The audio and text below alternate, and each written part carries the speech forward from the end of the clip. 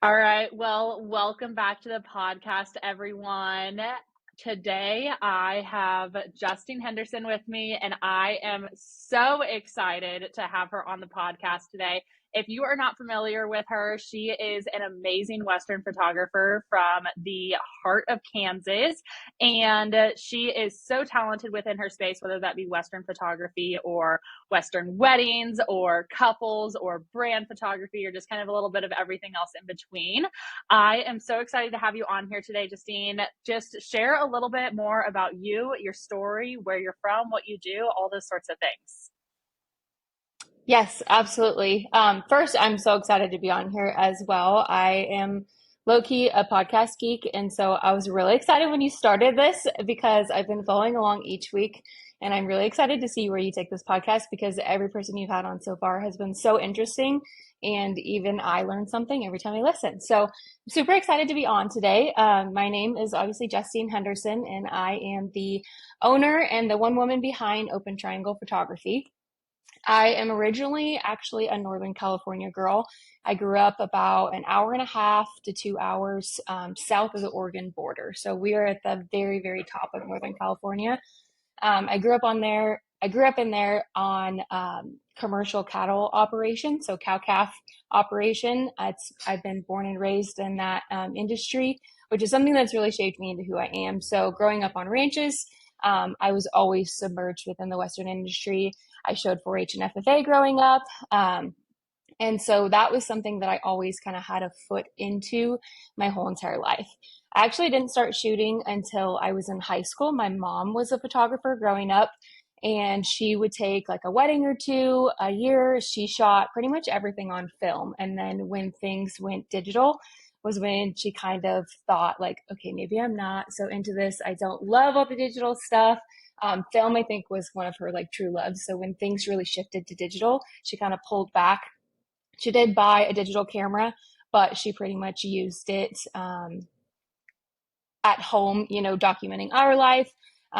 We lived on the ranch, so pretty much used it to document anything that we were doing that day, whether it was gathering cows, branding cattle, all sorts of things. And so I actually picked up my first camera and a branding pin because at a branding, typically what will happen is there will be a certain amount of people up roping and then a certain amount of people working the ground. And so when she would be on the ground, she would be shooting her camera.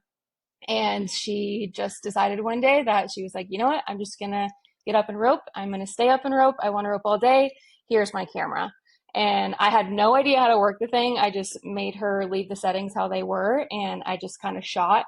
And I never gave it back to her the rest of the day. So that was kind of my first time I ever had a camera in my hands. And I went to California State University, Chico, for my undergraduate degree. I got an animal science degree there. And I put down the camera for a really long time because college was pretty crazy. It was very busy.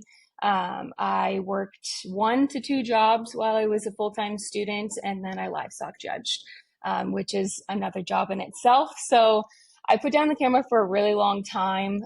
Before I got to college, I was doing little things like seniors. I did one wedding, but it was the scariest day of my life. I was so scared during the whole time.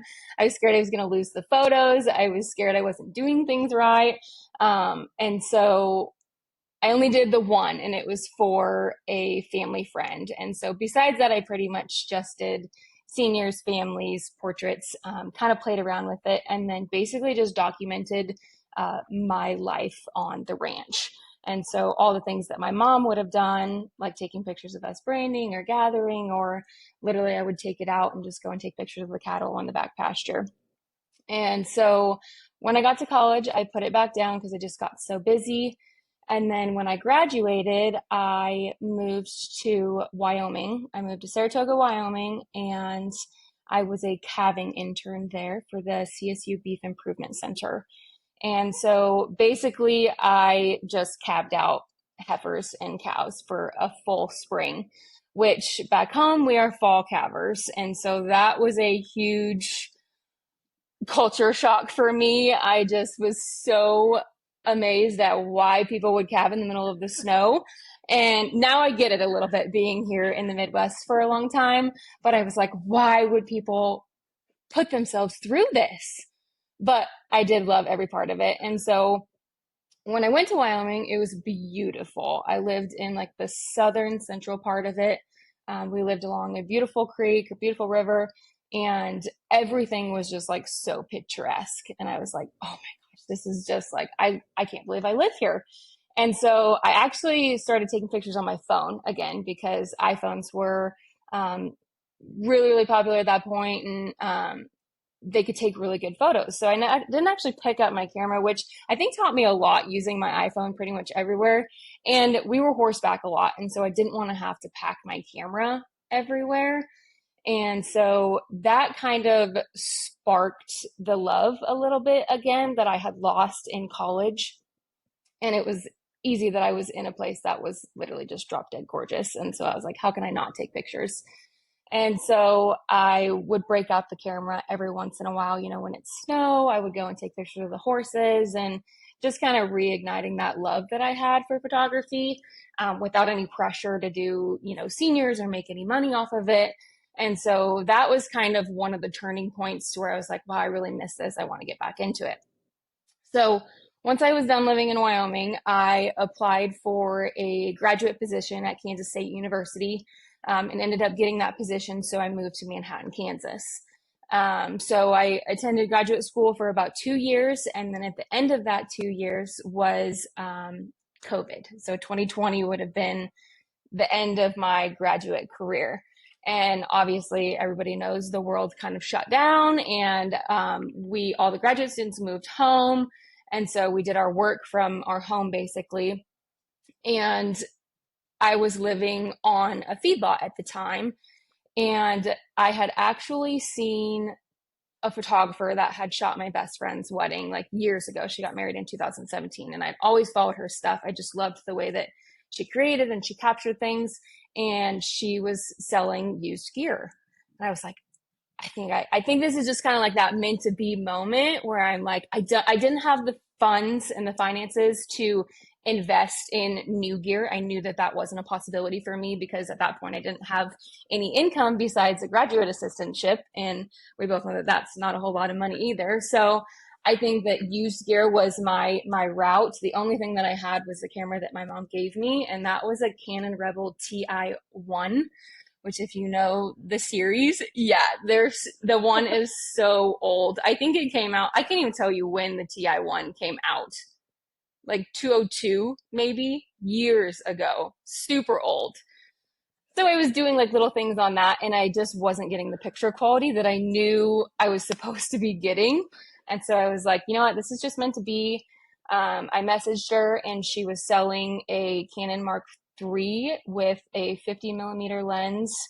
And I believe that was it, actually. Yeah, because that was my first setup. And so I just bought it, and I was like, this is so much money for what I'm making, but I'm just going to do it because I'm so dying to make pictures again, or to shoot photography again.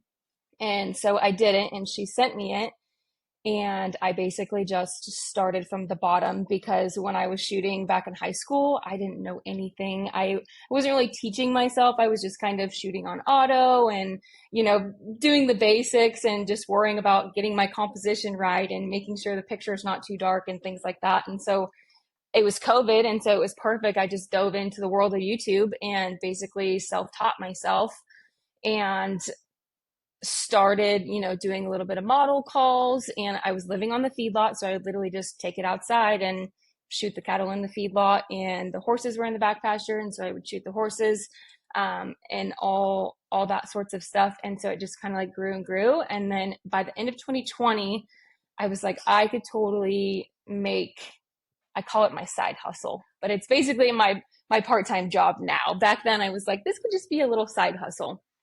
And so then I really considered the thought of making it a business, and I never really had a name for my business before. It was just Justine's Photography basically. And so I really thought about, moving into the future, what I wanted to call myself and what I wanted my brand to represent. And so I decided on Open Triangle Photography, which I'm not sure a lot of people don't know, but Open Triangle is my brand now, but it actually belonged to my great great great grandfather, who was the first brand inspector in Colorado. And so that has been passed down for generations and generations on my mom's side, actually, which is really, really special because normally the ranching, heritage comes from the father's side a lot of the times. And so technically on my mom's side, I'm a fifth generation rancher, which is really awesome. And so that brand has been passed down multiple years. And so I just thought that that was felt right. It not only people recognize that it's a brand, but it has a lot more meaning behind than just the open triangle. So um, I started there and it really just took off, and I shot and I shot and I shot as much as I could. We were still in COVID, so I was still at home teaching, learning, absorbing as much as I possibly could, doing some model calls. Right when I got the camera, I was like, texted a couple of my friends and I was like, hey, I just bought a camera. Can you come out to the house and just pose for me? I just want to try some things that I found on YouTube. And so actually my friend CK, she was like, sure, I'll be right out there. And she put on this like cutest little denim fit. She had like a denim top on and denim shoes. And I was like, this is so cute. And so I just started, I started shooting, and started gaining, a portfolio. And it was a little bit of a mixture between, people and animals and livestock and the Western lifestyle, because I really just wanted to shoot at that point. Sometimes I would just go out and spend 2 hours in the pasture with the horses and would get so many photos. If you look at my Instagram feed, like back in 2020, it's solid just animals for, 6 months, because that's all I had to shoot. And which was a great place to start, because you learn so much with animals. You can't tell them to stand still. You have to kind of, get a feeling from them and create something with them in it without you, being able to say, okay, pose this way, get this angle. And I think it tells a lot more of a story. So I started shooting, and people started reaching out, and then it honestly just kind of grew from there. And it took a little while for me to get truly like comfortable in the business, because photography is hard and the industry is, I say it's saturated, but I never really felt like it was saturated. I just never really felt like I belonged at first, just because everybody was so good and it was so intimidating. And I was like, I don't know how to edit, and, I can't shoot the way that that person shoots. And I had really, really bad case of, what is it called? Imposter syndrome. Imposter syndrome. Such bad. Before I even like started my career, I'm like, why is this hitting me so early? And so then I, was looking at the photographers that I looked up to, and I was like, why can't I edit like them? Why can't I shoot like them? And so it took me a while to realize that I just needed to worry about myself and the pictures that I create. And so I took a leap one year, and Chris Dickinson does some photography retreats a couple of times a year, kind of all over the Midwest area. And it was a huge investment for me, but I was like, I need something to take me to the next level, on a comfort level, on a personal level within my business. And so I did it. I registered for one of his retreats, and I attended the one in South Dakota. I believe it was 2021, June. And it absolutely set my career on fire. Chris Dickinson is one of the best photographers that I look up to within the industry, because he's so unapologetically himself. And that was one of his major messages with his workshop, is that you being yourself is one of the most important things, which was really good for somebody who is currently going through imposter syndrome. And so he's a photographer that I can scroll through my Instagram feed, and as soon as I see a photo, I immediately know it was him. And he doesn't edit like other people, and he doesn't shoot like other people, which has kind of made me realize, like, okay, I don't need to be so much like everybody else. I just need to be like me. And so from then on, I just kind of developed my own editing style, and merged the two worlds of portrait photography and wedding photography and Western lifestyle photography as well. And it just kind of skyrocketed on from there. And I've been doing it, I say since 2020, but January of 2021 is when I really started the business, and things started to take off. And so once I finished grad school, I moved to Minneapolis, Kansas, and took a job as a livestock production extension agent with K-State Research and Extension. And so I do that full time. And then I do photography part time on the side. And I absolutely love it because being a livestock agent puts me into the Western lifestyle world, which, as somebody who moved here from California, was something that I really struggled with because I moved across, the United States, and I didn't have the connections that I grew up with. I didn't know the many people that I grew up with, which is kind of a struggle because you don't know a lot of people and you're not as submerged in the industry. And so the job here has really led me to meet producers, meet people, put me back in the industry, which leads me to my ability to, create the Western lifestyle content that I do. And so the past couple years, I've started to dig a little bit into the education portion of it. I thought so much about how Chris's workshop literally changed, my life, but my business the most. And I just wanted so much to be able to do that for other people because I do know how hard the Western industry or the photography industry is to almost penetrate, to get your foot in the door, to start. And I just think about how much impact he had on me in my career. I wanted to do that for other people. I just didn't know how quite yet. And so I'd always toss around the idea of doing, my own workshops. But then my major thing was, have I been in the business long enough? Have I been in the industry long enough? I only started in 2021. It's 2024. So technically I only have like 3 years of experience under my belt. And so that was kind of the major thing. Do I need to be super experienced? Do I need to be, in the industry for 10 plus years to do this? And it took me a while to realize that it almost plays to my benefit that I haven't been in the industry for a really long time, because it feels like yesterday when I was struggling to create a portfolio, when I was struggling to get somebody to just pay me for shoots.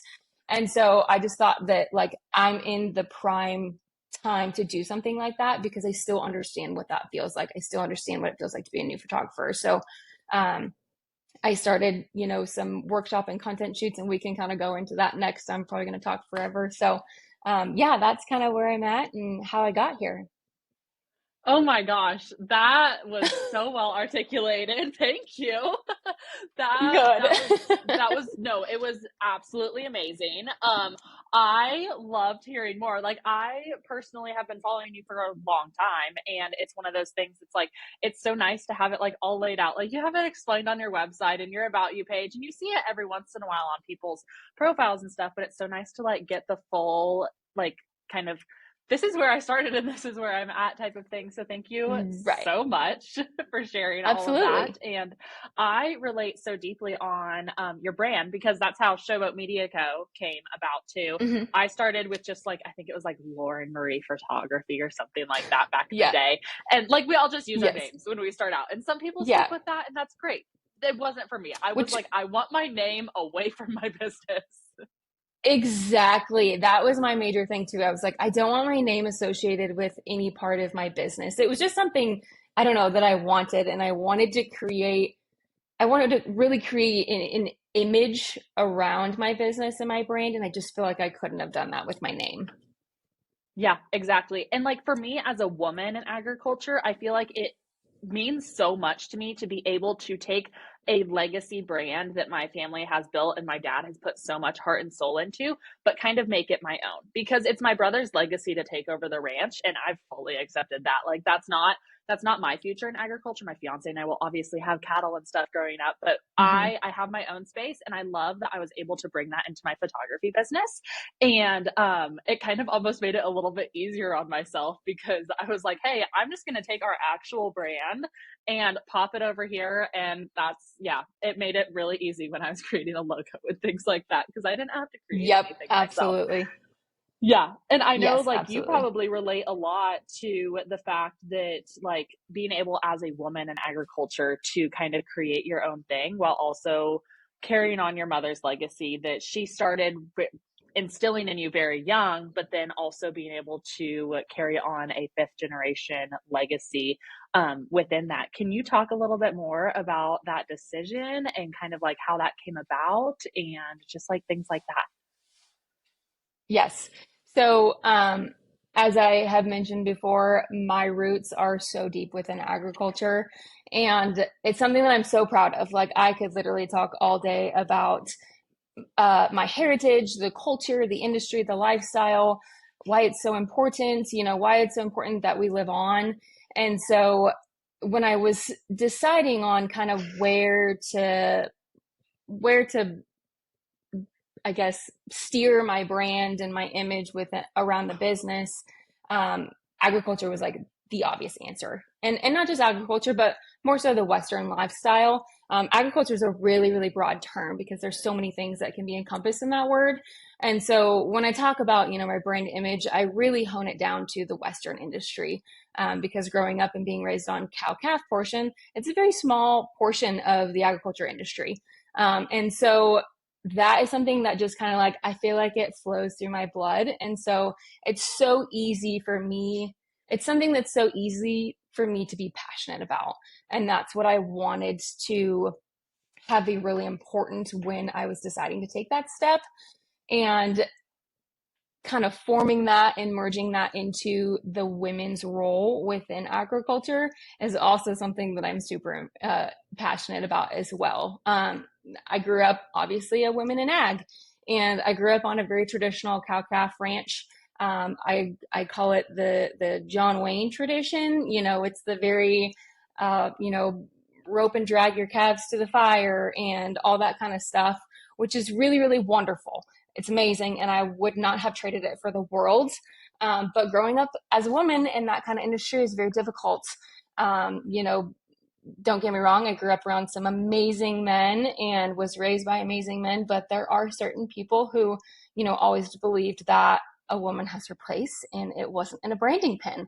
And so having my mom's legacy and I guess taking that brand from my mom's side was really important to me because, it was my mom who taught me if you're going to be in a branding pin, you have to earn your place. If you're going to speak up about something, you have to make sure you're speaking up with knowledge and intelligence and facts. And so that was really important to me to kind of carry on that legacy throughout into my business. And so being able to carry on my grandpa's brand, but not only my mom's brand was super, super special to me. Yeah, oh my gosh, I love that. That like gives me chills thinking about just because it relates so close to home for me too, because we grew up Yep. in very similar aspects of a very traditional cow calf operation. I absolutely love all of the amazing men that I had in my life that were great mentors for me growing up, but it was like traditionally, we weren't supposed to be in the branding pen. We were the ones getting dinners ready. We were doing the bookkeeping. We were doing all of those other things. And don't get me wrong, I still did all of those things. But it's so nice Right. that We do we were both. able. Yes, exactly. Like, you'll see me in the branding pen one minute, and then I'm also gonna go be heating up your food. So I'll be back here in 20 minutes with your Yes. lunch, type of Yes. thing. Yeah, Yes. no, Exactly. it's crazy how far I feel like we've come in such a short time. And I don't know if it's really even changed that much or if it's just kind of we're getting to the point now that we're getting older that I feel like Right. yeah, we have different I roles and I as we don't get older. I don't know if it's that I don't feel like it's changed. It's almost I was thinking about this today before I was coming on here. I don't know that it's necessarily not changed. I just think that we handle it in different ways. As we Yeah. grow older, we know how to handle being a woman in the agriculture industry or the Western industry. We shake hands 2 times harder than any man. Yes. We stand taller 2 times. We stand taller than any man that walks in the room because we have to, and that's how we Yeah. were, raised within the industry. We were raised to be super strong and a little bit hard-headed sometimes, but I think I go through, the world of college and the world of research, and I don't feel any less than any other man, but I think it's because I don't let myself feel that, Yeah, if that makes absolutely. sense. Because of the world that I grew up in, I did earn my place in the branding pin. And, I always relate it back to the story, growing up, I never really gave, my opinion on anything. When we were doctoring cattle, I just let my dad do his thing and I let the boys do their thing. And then I went out and got a college degree. And then I came back, and I remember one day we were working cattle, and, I can't even remember exactly what they were doing, but I had a suggestion, obviously, because, you come from a very traditional ranch and they do it the way that they always did it, or they do it the way that my granddaddy did it, or whatever. And I made a suggestion, and I remember one of the cowboys looking at me, and he was like, "I'm so proud of you, going off, getting an education. And we're really just proud that, you went and did that, and you're able to come back here and make suggestions like this." And he listened to me, which was like something so simple to somebody else, right? But it's something that will always be ingrained in my mind. And I've just kind of like, we've grown up in that world and learned how to handle those situations, I guess. Absolutely. I always pride myself in the growing up with a cowboy as a father. You learn how to shake a hand very young. Not only are you fetching beer when you can walk, you're also learning how to shake a hand very hard and walk into a room with respect and dignity, and so many other things that I feel like we are blessed as women in ag to have such strong voices in this industry, because we were raised in a way that you had to be. Not necessarily in a negative light either, just in a way that like that's how we were taught. That's just the way it was. And when I came back from college, my dad, I finally started making suggestions, and he was like, "Oh, she has an opinion now." They're like, "Oh no, is this what we paid for? Did we pay for her to go to college and actually get a backbone and then come back and try and tell us what to do?" Yep, exactly. And now it's one of those things that the traditional cow-calf operations are changing so much that it's becoming a lot harder to just be a cow-calf rancher. And especially my family, our ranch is in Northeast Kansas. So it's north of Lawrence, about 30 miles. So smack dab in the middle of Topeka, Kansas City, and Lawrence. And it is one of those places where over the past 5 years, we've lost about half of our land because we were renting a lot of it. And land prices are just insane where we're at. And Kansas City has always been encroaching. My dad grew up there at that ranch. Like Kansas City's always been encroaching on us, but it's significantly just getting worse and worse over the years. So we've had to size down quite a bit. And it's one of those things that it's getting a lot harder to just have a few hundred head of cow calves and run an operation in the traditional way that we used to. So in a way, it's kind of been a blessing because, I have a agricultural business degree where I can come back and be like, okay, so this is how we're going to restructure the business. And I am so blessed to have a dad that respects my opinion so much. And truly, like, I have never felt less than in my family's operation because they just like have absolutely raised me to be that way. I feel like you have to kind of earn your seat to have that. It's not just automatically handed to you. You need to show that you are worthy of having a seat at that table in those discussions, 100%. Which I feel like is not talked about enough. People just kind of expect it now. And no hate to any women in ag or anything like that you are coming in, but you have to earn it. You have to earn your seat at those tables. You can't just expect to come in, especially with these old cowboys that they've been doing it this way for years. You cannot expect to come in and tell them. Yes, with years of experience and knowledge. And I mean, they have the knowledge and intelligence of somebody who could have gone to college 4 times over. So absolutely. You're 100% hit the nail on the head there. And I deal with that a lot in my full-time day job as well. Being a livestock production extension agent, basically my role is to educate farmers and ranchers and help them better their operations through, knowledge and research and science. And I am the first woman in my role here in the Central Kansas district. And so I dealt with that a lot when I first came to this position. People would walk in and say, "Oh, it's a girl," or "Oh, it's a woman," or, I did have a man ask me one day if there was a man that he could speak to about this because he wasn't comfortable speaking with me. And I told him there was, but he doesn't have as many degrees as I do, so he can make that decision. So I did deal with that within the extension agent life as well, but they talk about a lot, as a new agent, you have to prove yourself and you have to build credibility. Nobody's just going to walk into your office and believe every single thing you say just because you have a degree or two. You have Yeah. to earn their trust in your knowledge, in the education that you're giving them. So it's just like that within the Western industry, being a woman.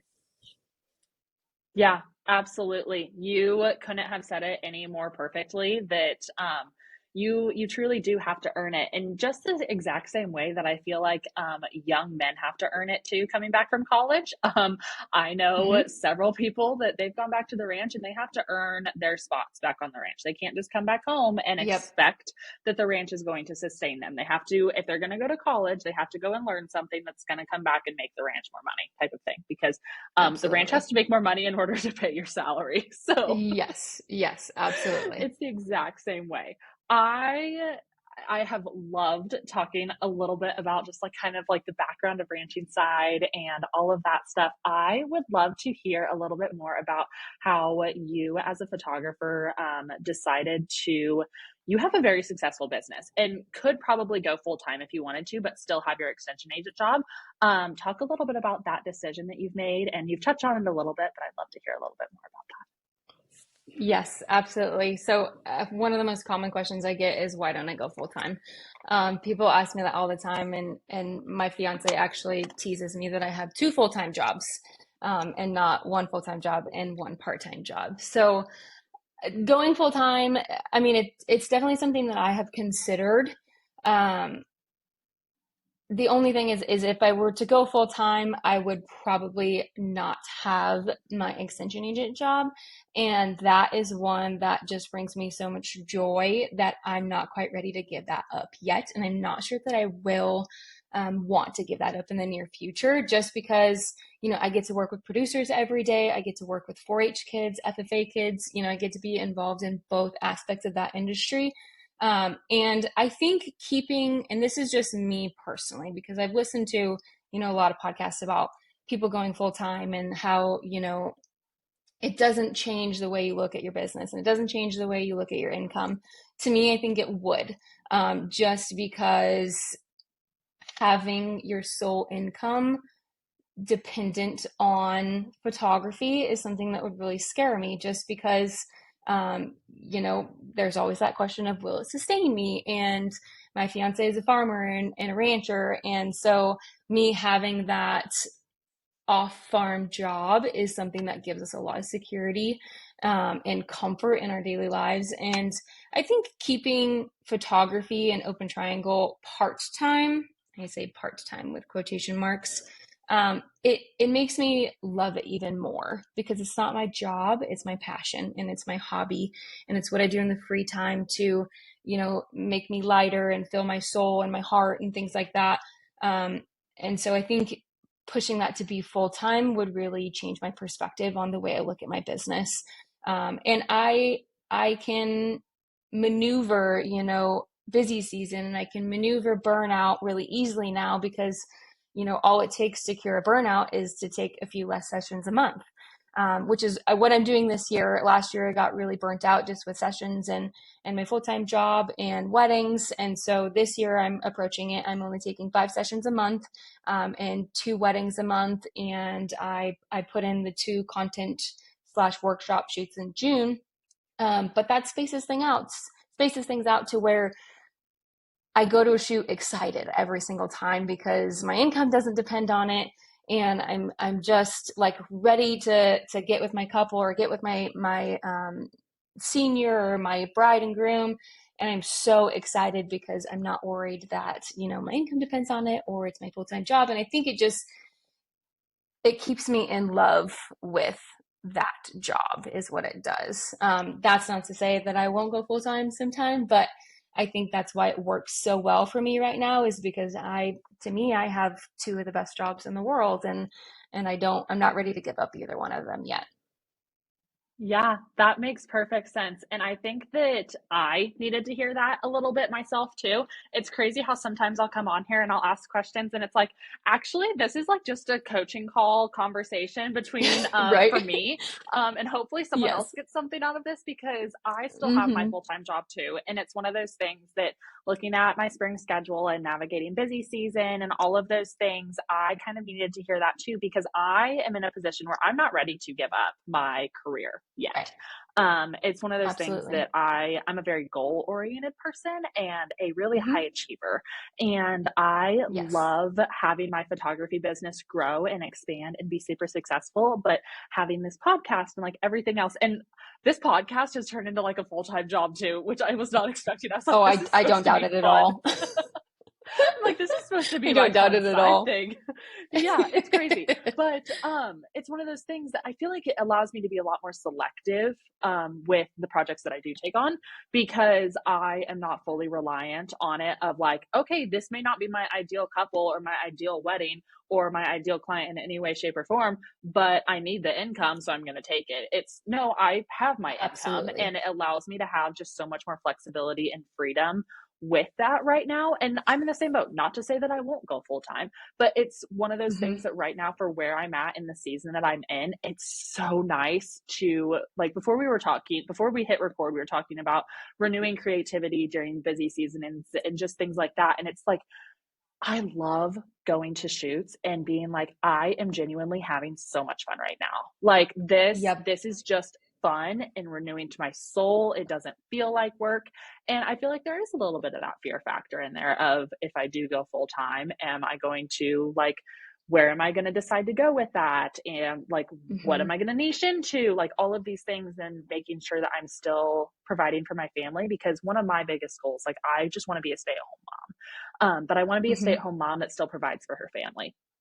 That's when Yes. my fiance and I first Absolutely. got together. That's exactly what I told him. And that's what this photography business will allow me to have. But it's like, I'm not there yet. And Mm-hmm. we're Yep. not to the point where we need to have me home yet. And I love being able to have my career where I work in the e-commerce section.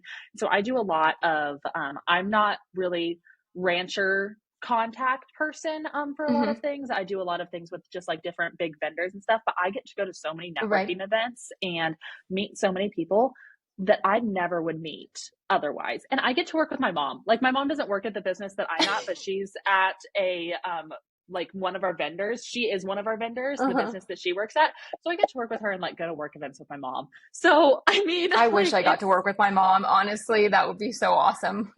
yeah, it's genuinely so much fun. Like when I first got this job, a month into my position, the vendor that she works for, they were hosting an event for all of their partners, and so my company was invited, and I was asked to go on this trip, and they had already filled, like my company had already filled the 2 rooms with the 4 other people that were Mm-hmm. going, and then I was like, I can just stay with my mom. Like I just got to have a There you girls' go. weekend with my mom. Like we just stayed in a hotel together.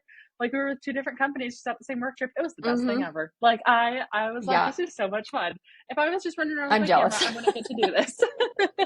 Yeah, there you go. Yes. I tell my mom Yes. all the time that if she if she ever moves to Kansas that I'm gonna sucker her into being my assistant slash second shooter for the rest of her life. So she better be ready for Yes. that. But that would be like the ultimate dream is to shoot weddings with my mom again. But yeah, yeah, totally. You would have to talk her into like figuring out and being okay with a digital camera though. Although, oh my gosh, it would be so cool if she showed up with film. I would Like die. I would die. Actually, I have that would all be of so cool. her old film cameras like laid out on the top of my mirror in my bedroom. None of them work, by the way, because I did just pick up film myself. But she, a couple of years ago, actually, I think it was only last year, I did convince her to invest in a digital camera. And so I made her get the same one that I have. That way I can like teach her. And if we ever do end up shooting something together, then I know, her camera as well. And so we got her just a little Canon 5D Mark IV with I think she has a 50 millimeter lens on there. But she was like, I really want to just like start shooting again a little bit. I think me picking my passion back up kind of made her Mm-hmm. realize like, oh, we do love this. Like, this is so Yeah. fun. And I think she also got into a point in her career where, she was dependent on photography because basically it was, Mhm. photography and my dad's ranching income. And Yeah. so, some of it was dependent on that. And she just got to a point to where she wasn't comfortable with that. And so she just she put her camera down. And so, yeah, I recently just got back into film. I bought a new film camera and she's like, this is so crazy because it's like a swap. Like Yeah. I'm telling you over the phone how to work a film camera and you're telling me over the phone how to work a digital camera. It's like Freaky Friday almost, but like photographer version. Yes, that is amazing. Honestly, like, okay, we're saying it like right here, right now. If in like 2 years, you are offering a wedding package where you are now offering film add-ons and your mom is your second shooter, I would like to get my vows renewed at our Okay, like two let's do year it. anniversary, and you and your mom can come and get the photos and like the digital photos and get some really awesome film photos. Like, we're just gonna speak that out now. So I call first dibs. Like, if you're doing that, Okay, we're gonna manifest it. I'll start manifesting it. yes, exactly. It happened here first. So I Yes, feel like, just retrospectively, we're gonna have to, figure something out with that. Like, yes, I absolutely. better be first on the email list of, hey, we Okay. now offer film. Get in with it for Justine and her mom to come shoot your wedding. I absolutely love it. It's crazy how like full circle that is too. Like, it's one of those God I know, it's moments, crazy. totally, of like Mm-hmm. just an absolute full circle with you and your mom, and like the way that she started in film and now you're getting into film, which kudos to you. I don't think I could Yeah, do, not right now at least, it's but really just to play around with, and I bought it so that I could shoot film on my wedding day. But yeah, I it's a total God moment, and actually, I'm gonna slide the story in here because it's totally one of my favorite ones to tell. My first wedding. So when I first started weddings, or when I first started photography, I was like, only Western lifestyle. I'm not doing weddings. I will not. I just remember the only one that I ever shot, and it was so stressful. And I was like, I can't do this. So I was like, swear up and down, not doing weddings. Literally 2 weeks later, I had a girl that I had grown up with since I was like teeny tiny baby. She's a couple years younger than me, but she reached out to me and she was like, Peach, which is like my nickname growing up. She was like, Peachy, I need you to shoot my wedding. And I was like, oh God, Berkeley, I don't know if I can do this. And I was like, okay, I'll think about it. Like, she's like, I just, they were a little bit younger and, Mhm. going with me was going to save them some money. And I was like, okay, well, I'm not charging you because I had literally it was May of 2021. So I had just started shooting like Yeah. consistently.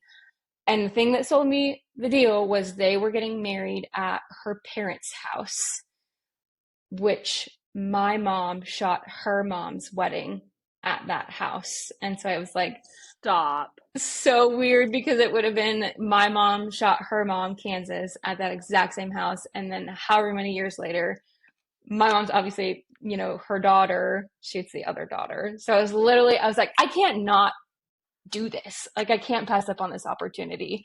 So that was when people always ask me, they're like, what's your favorite wedding you've ever shot? And because of the sole reason that, it was basically two generations of brides and two generations of photographers got to do that together. So it's very cool. That was my mom photography God moment that I always have and tell people about. That is magical. Like, your Mm-hmm. first wedding too, that's a total Yep. God moment. Like, and the fact that 2 weeks prior to that you were swearing up and down, I will I never know. do weddings, and now look at where you are. Yeah, I mine was kind of know. the exact same way. Like, I swore up and down that I would never do weddings because I was like, those just seem stressful. My mom also like played a role in that, of she was like, those seem stressful, don't do weddings, just like stick to your other stuff. And I was like, okay, sounds good, I'll listen to you on this. Okay, For mom said once, it. I That's never the ghost. listened to her. So I don't know why I listened to her on that, but I had a friend that she was getting eloped and just in Kansas, and was like, hey, I know that you don't do weddings, but can you please come shoot our elopement? Like, it was just going to be the two of them and their witness and me. Like, because you can self marry in Kansas, and oh my Uh-huh. gosh, it was phenomenal, and it started all of this, and now I'm like, I cannot believe that, like, here we are. a year later, and it's like, okay, we're Yep. doing this wedding thing now. I never thought that You're I doing would it. be here, but we're doing And it. it's so It's fun. crazy how this stuff It's works out. so Yes, fun. exactly. I love it. I genuinely love it. Like, I Yes. love, and I feel like we're so blessed in the Western wedding world that we don't necessarily see like the bridezillas or the crazy stories or like the just absolutely insane stuff that you can see outside of the Western world because the people are just different.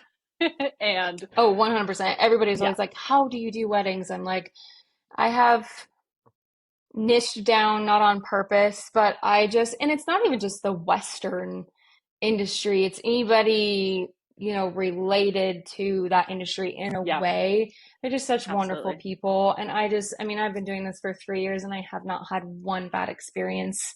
And I truly think it's because we, we get the right people. I don't know. Yeah, I sometimes yeah, I can't even believe it. yeah, no, absolutely. I can't believe just like how blessed we are to have not it wasn't even like it's not like it was stumbled into. It's totally a God thing. Like this was meant to be in this situation where we're at, but it's like I I can't imagine my life without photography, and I can't imagine my life without the Western side of photography. Like I did a Hmm. podcast a few weeks ago with Tori Egger, and like we were so blessed to be able to learn on cows and learn on moving Yep. subjects and in the bright sun or in branding pens where there's constantly something going on, whereas other people had to learn on like the flowers in their backyard. Like there's just so Hmm. many things Hmm. that it's just such a full circle moment. Yep. Absolutely. Absolutely. I love it. Okay. I want to hear more about going into the education side and getting over some of that imposter syndrome because I know for me personally, starting this podcast was one of those things that I was like, okay, I need to get better at blogs. And then I was like, actually, I hate writing. I like talking. And I was like, okay, I'll do videos. I'll do blog videos, like videos that I'm going to Hmm. post to my blog and then just transcribe them and put them in there. And like, that'll be good enough. Right. And then I was like, I'm recording these videos. I might as well post them to YouTube. And I was like, I'm posting them to YouTube. I might as well just take the audio from them and put them on podcasts too. Right. And then it was like, oh, we're doing this. Like we're You got a doing podcast. this. Now I have a podcast and a lot of people listen. And it's like I don't feel like I should be here. I'm still learning. How am I supposed to teach you guys? So speak to me, but also speak to the people. How did you get over that Yep, imposter syndrome? Talk absolutely. about the whole journey going into education and all of those things. Yep, which I mean, you will probably understand this as a photographer and as a podcaster because, you look at the podcast world, there's so many out there. So, you're going into a market that is saturated, but I mean, what you have to think about is there is something for everyone when it comes to this type of thing. There is someone who will listen to your podcast and just your podcast only because they are after what you have to give. So when I was thinking about, dipping into the education world and dipping into the workshops, it was really scary at first because I was like, there are so many workshops and there are so many content shoots. And it was really scary because I was like, not only how do I stand out, but am I just being like everybody else? And it took me a while to realize that it's okay to be like everybody else because to me, the workshop world and the education world is so amazing. And there is something for everyone. We talk about photographers being a saturated market. There are a gajillion photographers out there. There are not a gajillion content shoots, right? So, I mean, you think about how many members can attend the content shoot, that only reaches a small amount of people in that specific area. I mean, I drove all the way to South Dakota for mine. And so people will travel to these things. And it took me a while to realize the value that they get out of these. And so when I first started thinking about it, I loved the idea, taking what Chris Dickinson does. And I even, messaged him when I first started it and asked him a bunch of questions. And he was so encouraging. He was like, there is room for everybody when it comes to this, workshop slash content world. And he was like, just make it your own. Just make it your own. And so, we thought about how do we make this useful? How do we stand out a little bit? And I was thinking like, oh, can I do my own Western photography retreat slash content shoot slash workshop? I'm like, I don't know that many people. And literally, as I was thinking that, I remember I was driving on a work trip And Rachel Sebastian calls me or texts me, and she literally says, "Hey, what do you think about starting a workshop slash content weekend?" And I was like, "Sister, are you reading my mind or what's going on here?" Because I was literally just thinking about this. And I knew Rachel because we got connected through the Kansas Rangelands Association. We both submitted our photos to one of their contests. And I submitted way early in my career just to kind of get my work out there and see if it was worth something. And we both ended up winning that year. I was grand prize, and I think she was fan favorite. And so we just immediately connected from that little experience, and we both shot Western lifestyle, and it was just kind of like an instant bond. And she is an amazing human, and she is so talented. And so I was like, I need to just like section cut myself to her because I wanted to learn from her, and then I wanted to just do things with her. So I drove out there because I needed some headshots and some content. I was having a new logo drawn up. I had this idea in my mind, and I was like, I just need you to shoot it for me. Also, I need to borrow a horse because I didn't have any horses in Kansas. And so she was like, sure, girl, I got a mare. You can hop on her and we can take it. And so that's one of my logos comes from the pictures that she took of me. And so she had just texted me that day and was like, what do you think about starting a workshop slash content shoot weekend slash whatever?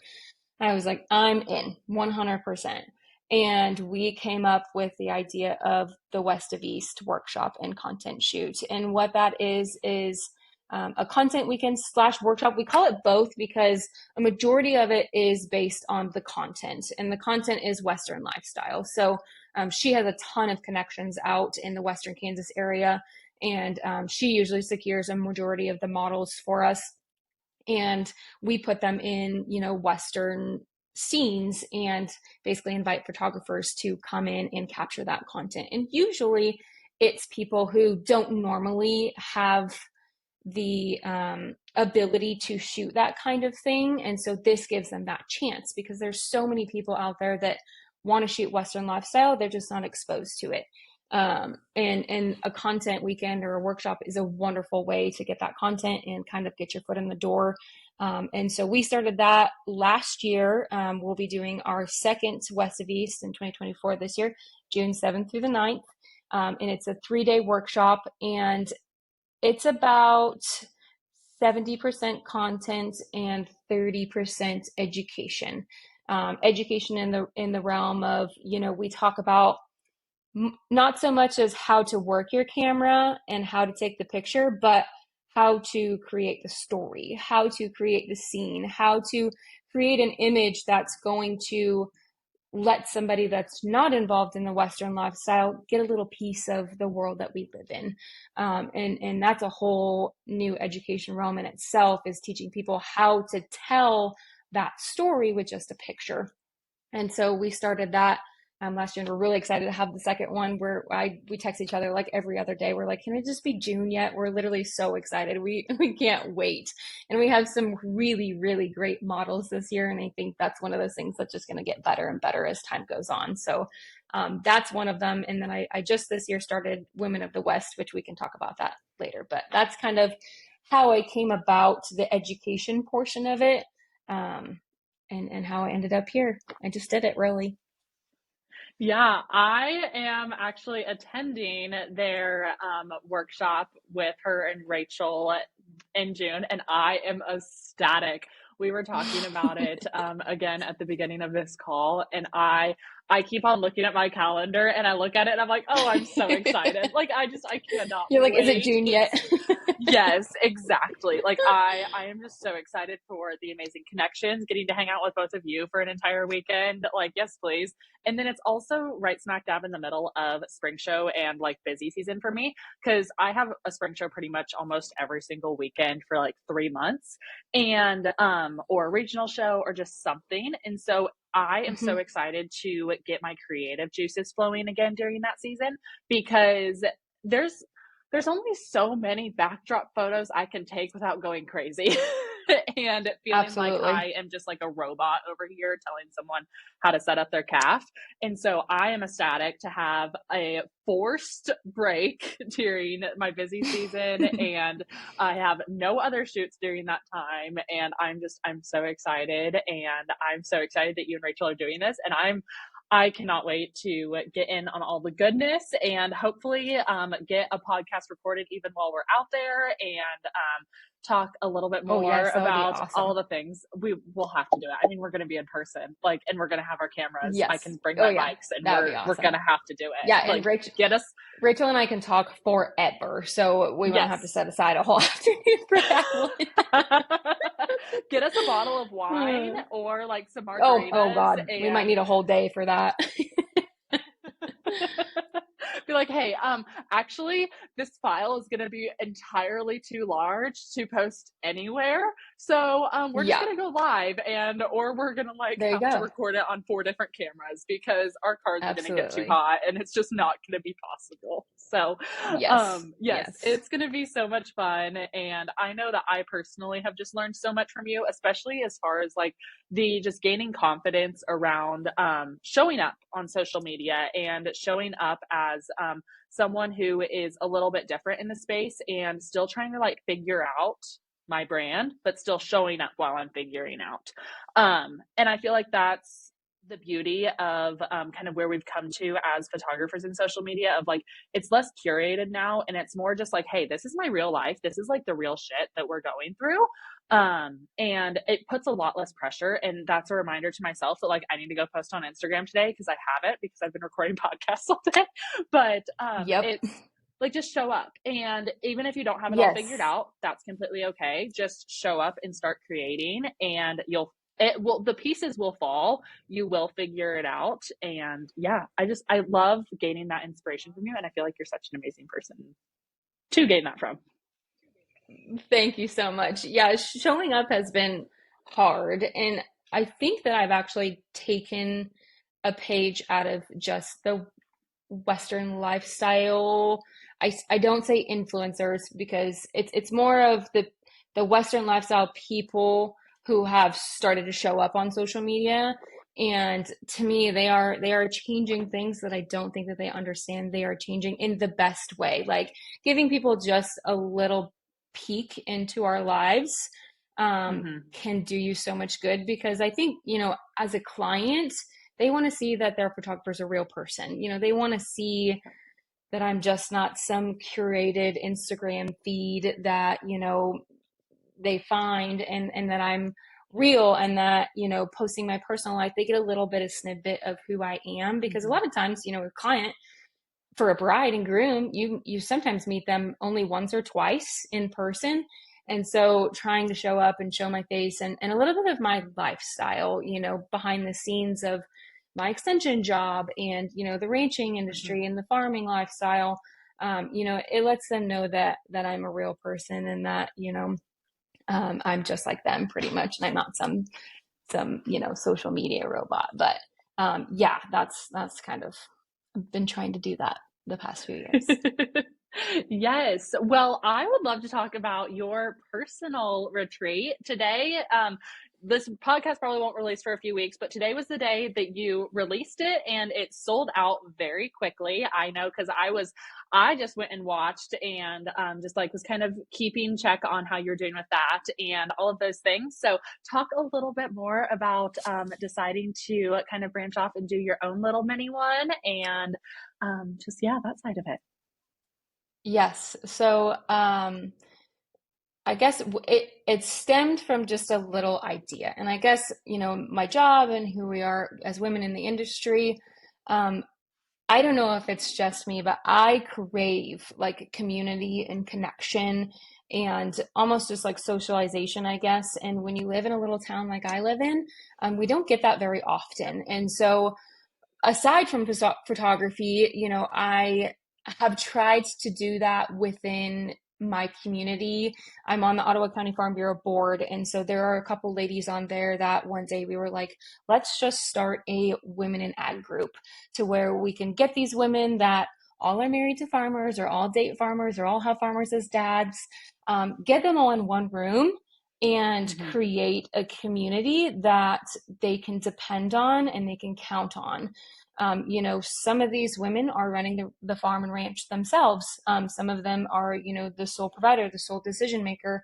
And so having that community of being able to text Mary Beth and say, hey, I have a question. It's not like I don't want to text a man about it, but I don't want to text a man about it.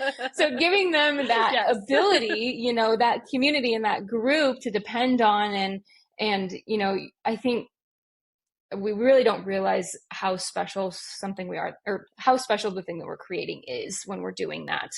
And so I kind of took that idea of, bringing people together, but more specifically bringing women together, and merged it into Women of the West.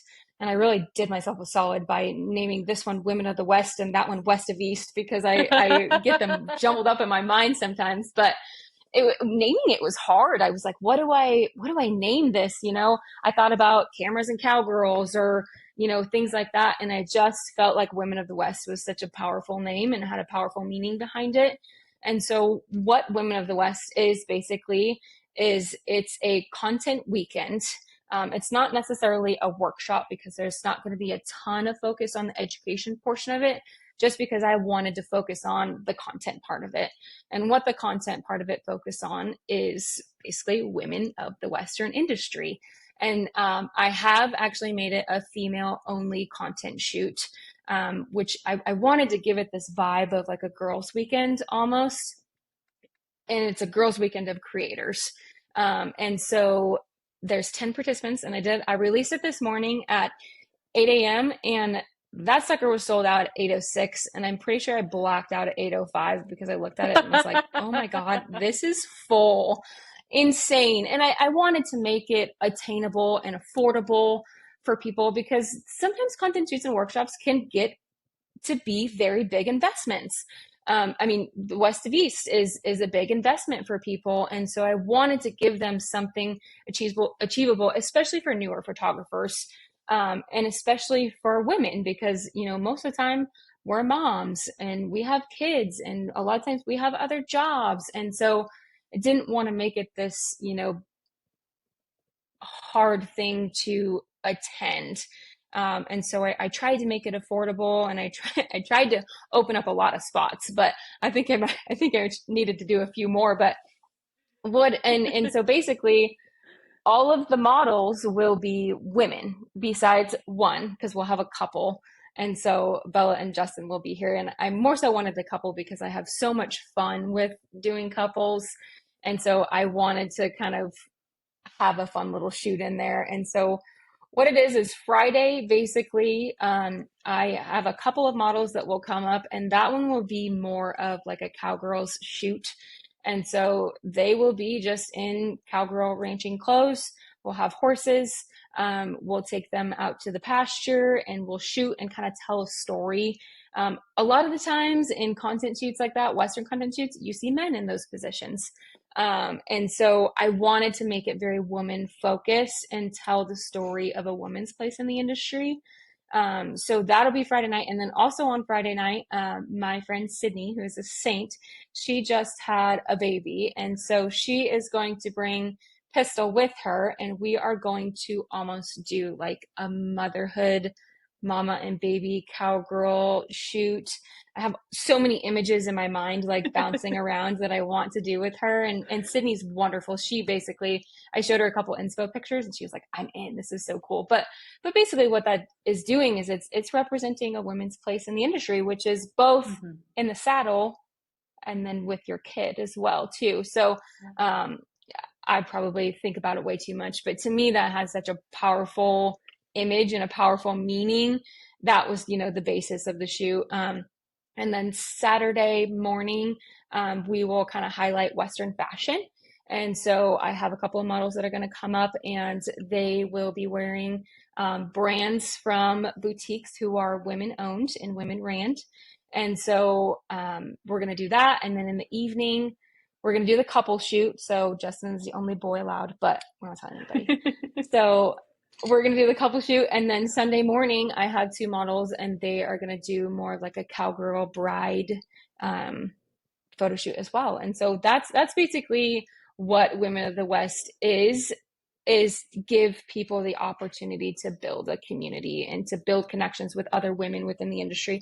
There's plenty of women photographers not very far from me who are like, I need more photographer friends. And, I want to build this community. I just don't know how, because sometimes, reaching out to a photographer and being like, hey, let's be friends. A little weird sometimes. Not to me. I'd be like, yes, let's be friends. I'm totally down. But sometimes, within the industry, you don't always get that response. And so that's what I wanted to create. And it did so well this morning. And I'm so thankful and I'm so blessed and excited to do that. And hopefully I had a lot of people that said, dang it, I have a wedding on that weekend. So it's not the best time for wedding photographers, but hopefully I can make that. Yeah. Hopefully I can make that a yearly thing to where I can give that opportunity to more than just 10 women. Yeah, absolutely. Oh my gosh. I get like chills and so excited. I feel so inspired just hearing you talk about like the women in ag whole thought process and story and just all of that. Like that just as a woman in ag who is mutually just so invested in all of that and so passionate about everything that you just talked about, it makes me so happy and so excited, especially like the women cowgirl focus and just like the mama and me section and like all of that. Like we see hardworking cowboys all the time. And don't get me wrong, I will be the first to raise my hand to go take pictures of people in the branding pen or hardworking cowboys, especially like with the rough hands and all of the stuff. Like absolutely. But you rarely see moms in the saddle anymore. And it's just I love that you're focusing on that. And I cannot wait to get all of the inspiration and everything like that. I'm just so excited. I have absolutely adored our conversation today. I would love to hear if you had one piece of advice that you could give to yourself when you first started your business. What would that have been? Or a piece of advice to someone starting out in this industry or business?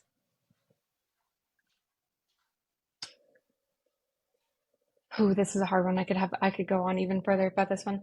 Do it. No, you're good. We do not have to cut off at all. Like you're good. Like another expansion of a question. Yeah, I want to say, and this is really simple, and it sounds kind of dorky now that I'm like saying it in my mind. I want to say just shoot, but I also want to say almost photograph what you're passionate about, because that can get you so much further than just photographing anything. I mean, when you think about where you want your business to go, photographing what you're passionate about can lead you in so many different avenues. It makes you want to get up out of bed in the morning. It makes you, want to put that camera in your hand. It makes you want to reach out and find new clients. And I say that because photographing what I'm passionate about is the agriculture industry. And that has led me to so many beautiful things. Just photographing that has led me to things like the West of East, things like Women of the West, who, have so many different implications and have made, so many differences that's truly where the heart of all of that lies. And, as much success as I've had and as far as I'm going, within this industry, that's what wakes me up in the morning. And that's what, makes me keep wanting to be a photographer, is that I photograph what I'm passionate about. And it's pretty much just as simple as that. Absolutely. I could not agree with that more. Like when I first started my business, now that you say that, I think that's almost one mistake that I made. Because I found myself in a situation where I wasn't charging very much for shoots. So I was getting pretty decent traffic on certain things. And I found myself shooting just everything and not necessarily things that like lit me on fire and I was super excited about. So I'd find myself in the evenings after I got off of work and already had a long day. I'm like, I don't want to sit down and edit this gallery. Like, I love my clients and all of that stuff. Like I have adored every single person that I've worked with, but it's one of those things that's like, if you're going to do this, you have to do it in a way that is going to make you want to continue to do it. And absolutely, that is so important because I feel like I almost, in a way, unintentionally burned myself out of my business before I even started my business because I wasn't doing it with the right 100% intention. 100% know what you're talking about. Yes. Yeah. And people ask me all the time, they're like, how do I niche down? which is a really hard question for me because I've never sat down and asked myself, how do I niche down? Because I've never Mm-hmm. wanted to. And Yep. so, going back to the photographing what you're passionate about, well, I'm not just passionate about Western lifestyle. I'm passionate about everything that is connected to the Western industry. If you ask me what I photograph, I tell you anything but newborns. I won't do newborns because newborn photographers have a whole level of respect for me. I just don't even know how to do their job. And most of them are so fantastic about it. But I mean, if you ask me what I capture, I just capture everything. I just capture it in a Western way, if that makes Yep. sense. So I capture the love, I capture it in a Western way, I capture the lifestyle, I capture it in a Western way, and I say life in between, but when I say that, I mean, seniors, I mean families, I mean things like that. Mm-hmm. And I can take just the most simple shoot and make it something that I'm so passionate about by just doing it in a pasture or, doing it in a Western setting or taking my senior to the rodeo grounds just because that is something that like lights my soul a little bit on fire. And that is, I think, what has driven my business so far is shooting everything. I just do it in my Mm-hmm. way. And so that's how I've kind of niched down in my own way is I do it all, but I just do it with a Western touch and a Western flair.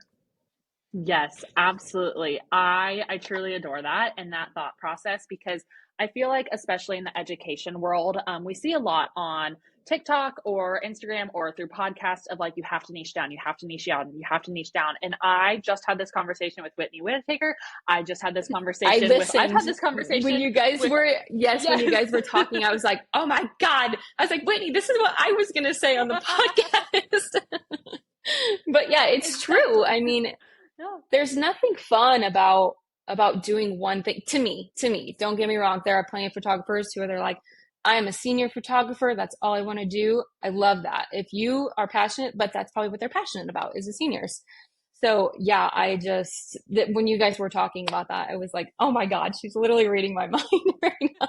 Yes, it's so true because like I want to be able to shoot everything, but I want to be able to shoot it for my ideal client and the people that I love in the industry that I love. And I think that that is something that like I will still take on clients outside of the agricultural and Western industry if they're like family friends or things like that, like people that I still know I'm going to go have a blast with.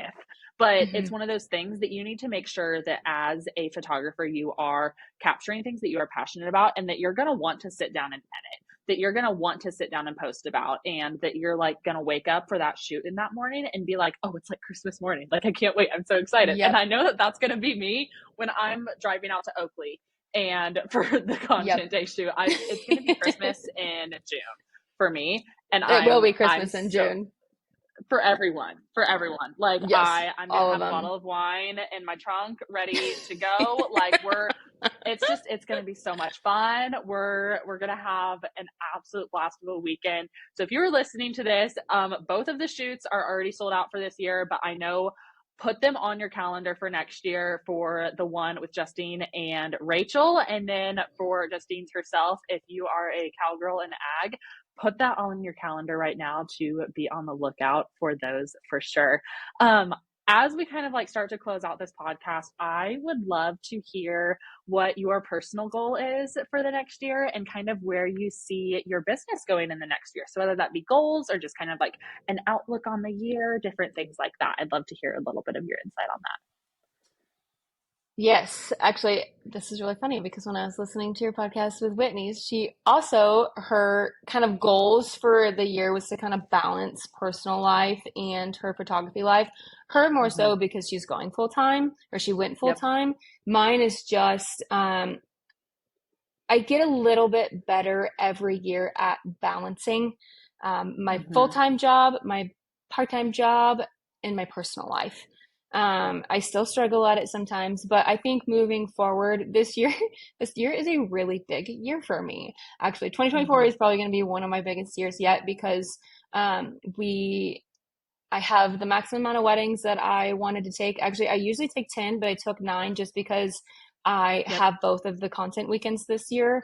And so I Yeah. have both of the content weekends. I am getting married in August. I get married August 24th. My fiance and I, we just bought cows today. And so we are kind of diving into developing ourselves as, a ranch, and he works full time on the farm. And so we will do also the cattle and the ranching as well.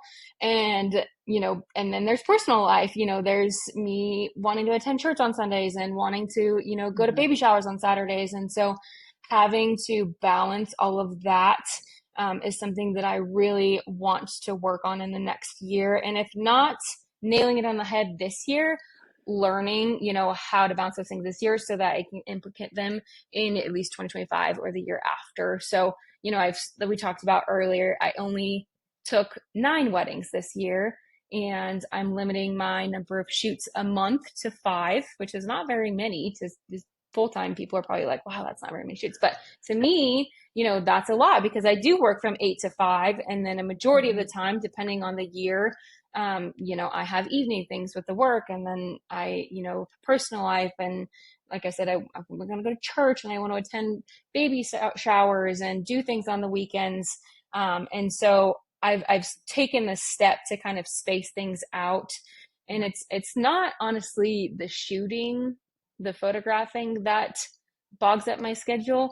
It's the dang editing, because I think, I can shoot, and I don't outsource any of my editing. And so I take 10 sessions a month, which is okay when I can fit into my schedule, but then I have to edit 10 sessions before the next month, plus 2 weddings, plus some from the content shoot. And so the editing really, really bogged me down last year. And so that is one of my main goals for this year, is just quicker turnaround times for my clients, which will essentially be better, for them and for me. That way I'm not, worrying about an edit that I am at the 6-week mark at. And so being able to balance those and, getting married, all that kind of stuff. And I usually don't take a whole lot in July and August anyway. July for my full-time job, that's when our Ottawa County Fair is. And so I am the organizer. I run that whole entire fair for the livestock part of things. And then August, I run Saline County. And so those are big months for me. So I don't take any weddings in July and August. Besides this year, I took one, but that was for a special occasion. There's always a special occasion, but so just going through this year, learning how to balance those things and what that balancing looks like on the result inside of things. So, is that going to help my editing? Am I going to be able to spit out my galleries faster? Am I going to have more free time? I'm trying not to shoot just regular sessions on the weekends so that I can have time to work cows. I can have time to do personal things. I can have time to, be with my fiance and do all that wedding planning stuff. So I guess just a work-life balance between, I've got to be 2 jobs plus a ranching job plus photography plus personal life, all that kind of stuff. So learning how to maneuver that so that it's realistic for me to carry the business into the future. The way that I did last year is not realistic for every year, especially when we decide to have kids. Doing all that and having a kid run around, I'm exhausted after just a normal day, let alone chasing a kid around. So being able to set up my business and the way I do it now, so that way I can still do it into the future. Yeah, absolutely. Oh my gosh, all of that just like spoke to me. So I feel like everything that you said, you're just talking to me. You're not talking to the masses, you're just talking to me. So it's just me and you. This is basically like a therapy session.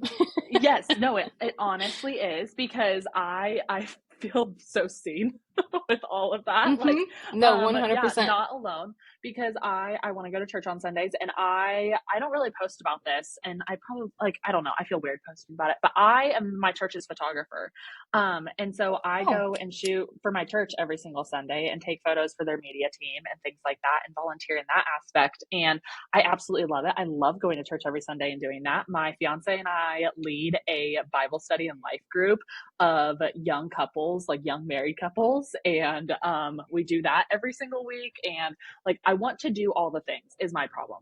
I want to do everything. And I have been having a really hard time coming to the grasp and conclusion of, if I'm splitting myself 50 different ways, I'm not giving all of Mm-hmm. myself to any of them in the right way. And so I'm in the same boat of, winter has been so hard because I try to not take stuff on the weekends too, for the most part. But then when you get off Mm-hmm. work, it's dark outside already. So I'm like, okay, Yep. I have a studio in my house now 100%. because I literally, there's a studio right there on the other side of me because that I'm starting to build because I need to be creative and the sun still goes down Yep. too quickly. And It goes like if I down shoot so on the quickly. weekends, yeah, if I shoot on the weekends, I try to put like 5 shoots in a day or something like that. So it doesn't Mm-hmm. feel like a waste of a weekend type of thing. Because like Yeah. tomorrow, we were talking before we started, like tomorrow I have to go to Wichita to my future sister-in-law, their engagement party, because they're getting married this year too. And Mm-hmm. like, I want to go to church on Sundays and I want to like still be involved at the ranch back home, which I haven't even been back to the Yep. ranch back home in like a month. And it's so, yes, I fully get where you are coming from. And I'm Mm-hmm. glad that I'm not alone in all of that. And I'm No. sure that there is someone else listening to this that was like, yes, I am raising my hand right now to Yes. what you just said I as hope well. so. I hope Yeah, so. I'm And sure. I doing that and keeping that balance too keeps keeps my soul, fed in Hmm. multiple different Yeah. aspects. I have to have a good relationship with David at home, and I can't do that if I'm gone every single weekend. And, I'm so exhausted after a wedding day that I don't want to get up on Sunday and Yep. go to church with him. Or, I can't make, you know, going out with all of our friends on a Saturday night because I'm at a wedding. Or, Yep. I don't want to go to the gym that day because I have to get a gallery out. So, Exactly. doing that and keeping my life at home sounds really dorky, but like at peace Hmm. reflects in my business and my job. Yeah. When we're good at home, he wants to go to weddings with me and he'll go second shoot with me, or we'll go out to Yeah. the pasture and just take pictures and things like that. And so it took me a long time to realize that how I feel about my job and my business is a direct reflection of myself, my personal life, and Yep. my home life as well. So being Hmm. able to just make sure that stays balanced is a huge priority, because we are preparing for when we have little ones someday, and that's going to be even more things to balance. So preparing for that now and kind of working through those things now is kind of what we're having to do. So, but it's great. I love it.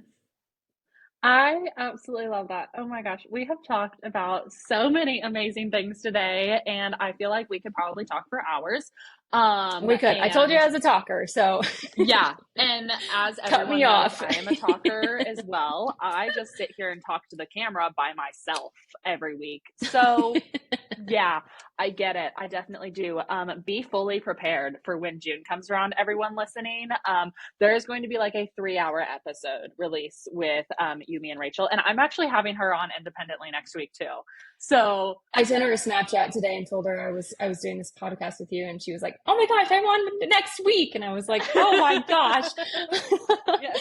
It's so funny because you've had so many people on that are like we know them, but like I listened to Whitney's whole podcast and I learned so much from her. It's Yep. like we know Hmm. them, but we never really get the chance to like Yeah. listen to their stories and how they came about and how they approach things Yes. and how they approach their business, which is so amazing, because just learning one thing from Whitney can help elevate my business as well. So I'm so glad you're going to have so Exactly. much fun with Rachel. She just got back from Texas and Oh she my has the gosh. most Yes. amazing content that she's been putting out. But yeah, she's amazing. You'll have a wonderful time with her.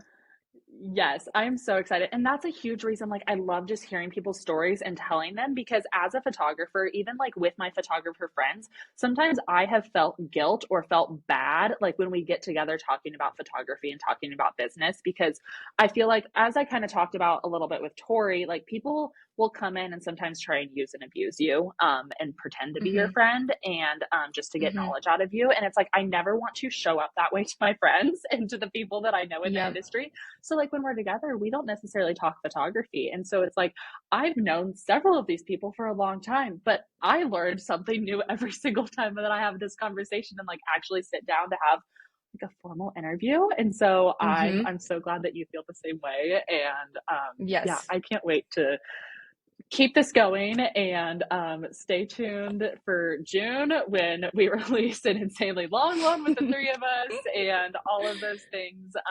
Thank you so much for coming on today. Tell everyone where they can find you: Instagram, website, all the things. She has an amazing and phenomenally done website, by the way, guys. So go look at it once she tells you what it is. Yes, I actually just redid my website and I redid it myself, so that makes me feel so good. I bought like a template. Mm-hmm.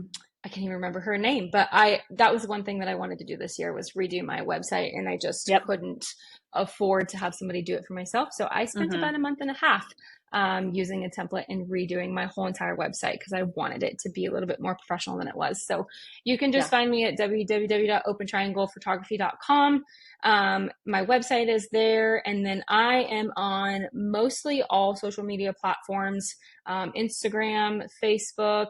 Don't have a Twitter anymore. TikTok. My TikTok is a little bit of a mosh pit of my extension agent life, photography, personal life, fiance life, wedding planning. So just know what you're getting into if you follow me on TikTok. But that one's actually fun. If you really want to know who I am as a person, then follow my TikTok. It's a lot of outfit of the days and Outfit of videos the of my dog. days So with the coffee are always phenomenal. Like if you need yep, some good outfit, like realistic, everyday, casual corporate like outfit inspo, hit her up. Go get some yep, inspo there. So yes, I love it. absolutely. Well, thank you so much for your time today. Everyone, go give her a follow and show her all the love. If you are able to next spring, get in on any of those content shoots and be on the lookout for anything we have in store coming in the future.